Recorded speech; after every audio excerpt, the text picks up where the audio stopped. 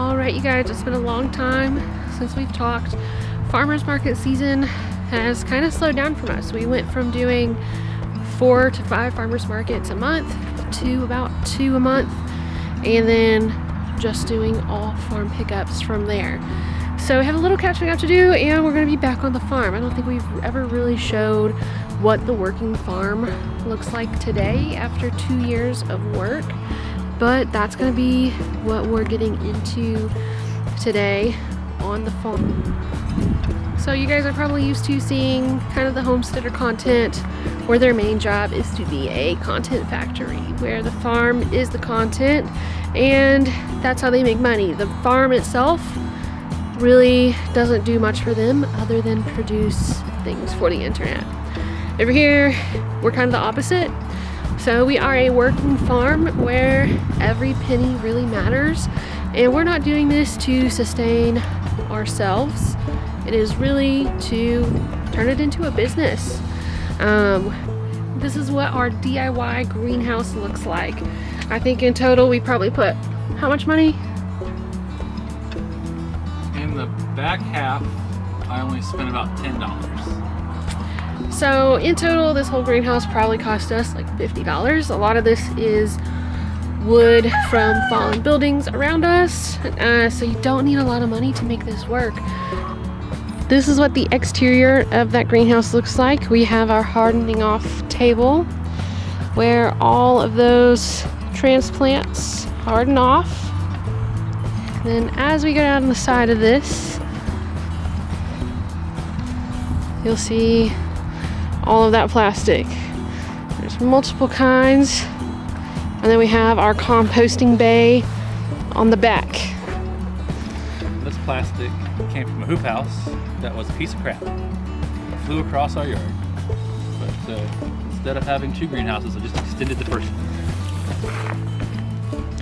And this back side is where all of our compost is made. It's all stacked up. Almost finished.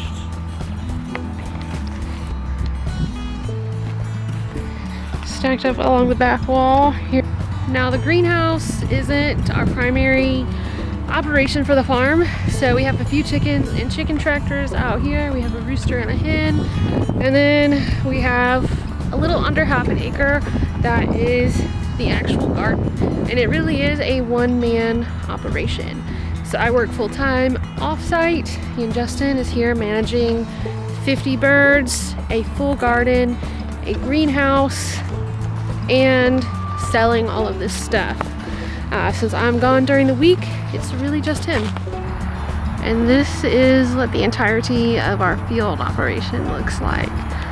So I'm standing at one corner and it continues down to almost the tree line. We have everything enclosed with this. We have a really bad deer problem here, and this electric fencing has solved our problems for a whole season. We did lose a lot of money one year from deer eating every single sunflower out here.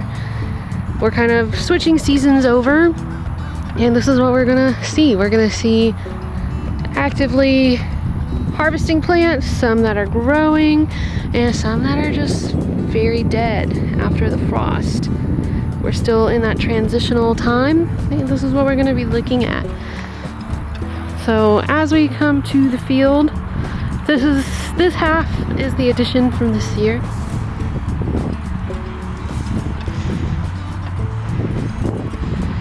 This is all Swiss chard down this whole first row. Now that second row back there is a mix of beet spinach. I think there might be some kale in there as well.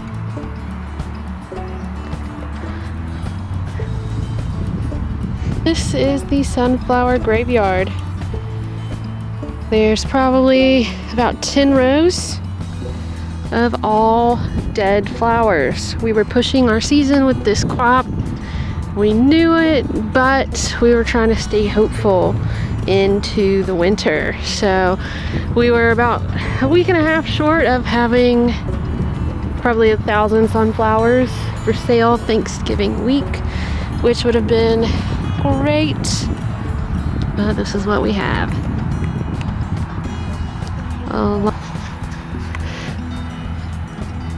These guys are made for cooler weather. Not super cold. They do get a little frost damage here and there.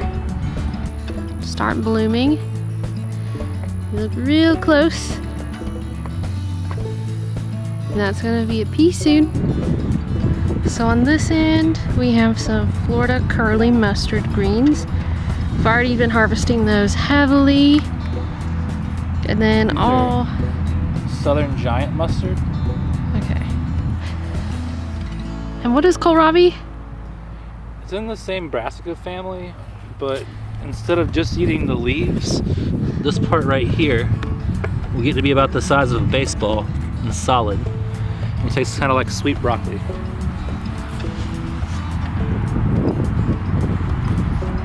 That's Morris heading collards.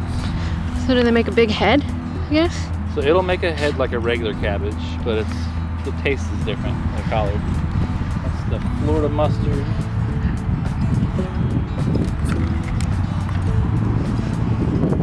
Romanesco broccoli.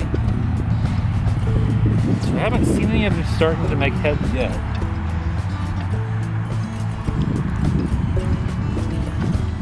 Kale. It's black magic or dinosaur kale. Purple sprouting broccoli, which makes a bunch of tiny heads instead of one big one.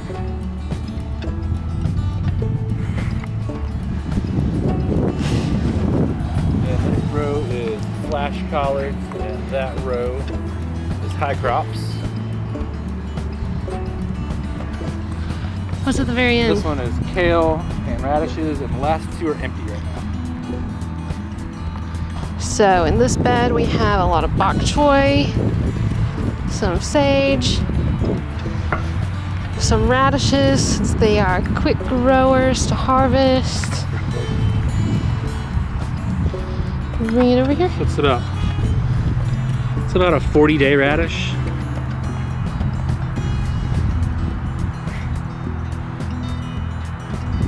All right. See the soil here in the raised beds is a lot different than what's in the ground here. Root crops don't really do well on our clay. You end up breaking them before you get them out of the ground. So that's why we're huge fans.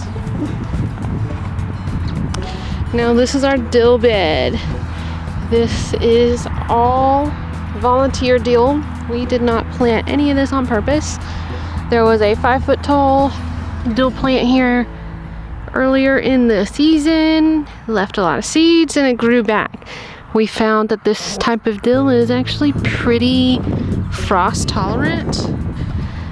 We do cover it for like the 25-degree nights because we do sell a lot of fresh herbs. And then this bed has a lot of, what is it, romaine lettuce?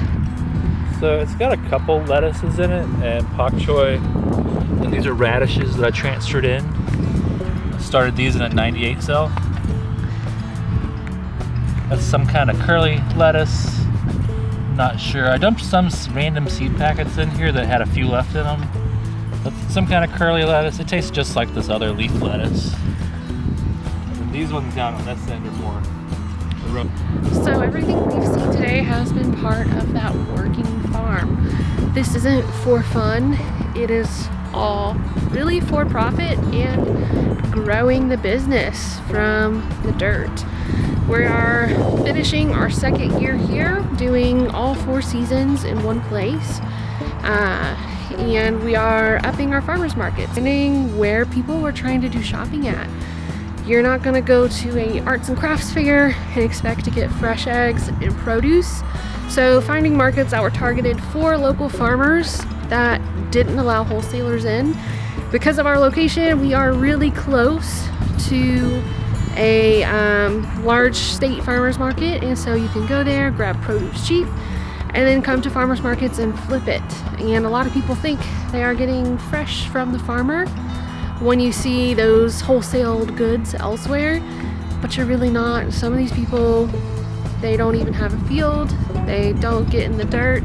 And it's really hard to compete because their prices are so much cheaper compared to if you are out here doing the farming yourself every single day, no days off. So that's kind of what goes into our pricing. We're probably gonna get some merch that says, what is it, unapologetically expensive. And I know you guys are probably all used to the content farms. They are literally a farm for content, and that farm doesn't produce anything other than maybe feeding their family, if that. So we are about producing to feed the community and build a business for ourselves.